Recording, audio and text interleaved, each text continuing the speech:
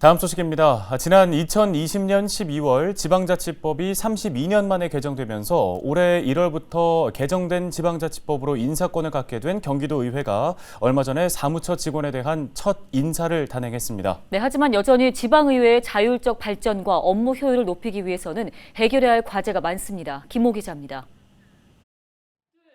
지난달 13일부터 개정된 지방자치법이 시행되면서 32년 만에 인사권을 갖게 된 지방의회. 사무처 직원과 정책 지원 인력을 독자적으로 선발하게 되면서 진정한 지방분권 실현의 신호탄이 됐습니다. 이제 지방의회는 자치분권의 새로운 정기를 시작합니다.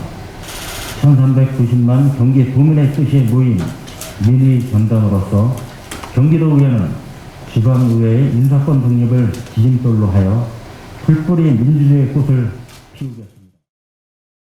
제도적 변화에 따라 도의회는 인사 운영 규정을 정비했습니다.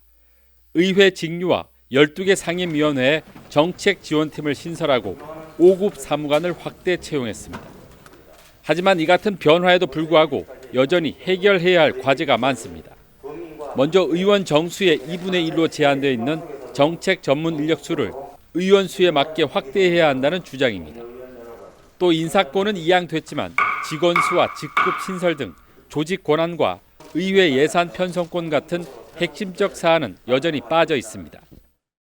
직원 수를 증감한다든지 직급을 신설한다든지 하는 그런 실질적 조직 권한이 지금 없는 거고요. 또 두 번째는 이 예산 편성권과 같은 그런 핵심적인 그런 사안들이 지금 빠져 있고, 이것은 결국 대통령령으로 지금 정하게 그렇게 돼 있어요. 그래서 궁극적으로는 이 조직권과 예산 편성권과 같은 그런 우리 지방의회의 이 고유의 권한들이 나는 보장이 돼야 된다. 의회 교섭단체 활동과 지원에 대한 법적 근거 마련도 필요한 실정입니다. 의회 민주주의의 핵심은 정당 활동에 있지만 지방자치법에는 의회 교섭단체 활동에 대한 규정이 없습니다. 따라서 교섭단체 활동을 위한 예산과 인력 지원에 대한 법적 근거 마련이 절실한 상황입니다. 교섭단체 활동에 대한 예산이나 인력 지원에 대한 그런 법적 근거를 만들어야 된다.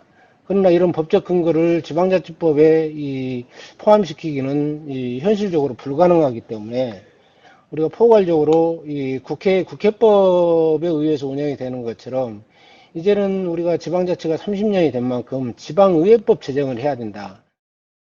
32년 만에 개정된 지방자치법. 지방의회의 독립을 알리는 신호탄이 됐지만 진정한 자치분권을 위해서는 지방의회법 제정 등 여전히 넘어야 할 산이 많습니다. 헬로티비 뉴스 김호입니다.